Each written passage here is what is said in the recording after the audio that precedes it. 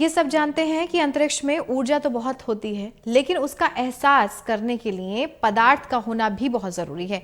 तभी तापमान को आराम से मापा जा सकता है। अब ये पदार्थ हर जगह पर नहीं होता, लेकिन जहां पर ये पदार्थ हो सकता है वहां तापमान कितना ज्यादा हो सकता है, ये सवाल भी महत्वपूर्ण है। और ये ऐसा सवाल है जिसका जवाब आसानी से नहीं मिलता, क्योंकि ये एक तरह से पता लगाना है कि कणों को आखिर अधिकतम कितनी ऊर्जा दी जा सकती है।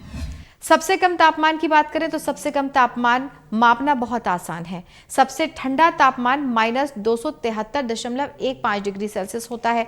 जब पदार्थ के किसी कण में घर्षण नहीं होता, कोई गतिविधि नहीं होती, तो साइंटिस्ट इस तापमान के काफी नजदीक पहुंच चुके हैं। अब सबसे गर्म तापमान की बात अलग है। यहां हम पदार्थ के कणों के अधिकतम संभव गतिविधि की बात करते हैं, जो कि मापना बहुत आसान नहीं है। अधिकतम तापमान का मतलब यह है कि ऊर्जा को अनंत तक लेकर जाना।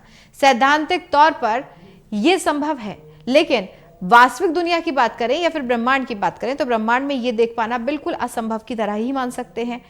सैद्धांतिक तौर पर अधिकतम तापमान की सीमा 142 नौनिलयन, यानी कि वो संख्या जिसमें एक के बाद 32 शून्य होंगे, वो आएंगे और इसके बराबर की संख्या होगी। बताया जाता है कि इसका सबसे नजदीकी तापमान बिग बैंग के ठीक बाद के समय पहुंचा था।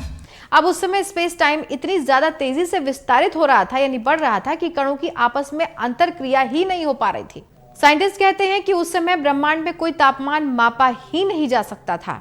ऐसा इसलिए क्योंकि तब यानी उस समय ऊष्मा प्रवाह नहीं था, जो तापमान मापन के लिए बेहद और सबसे जरूरी शर्त है।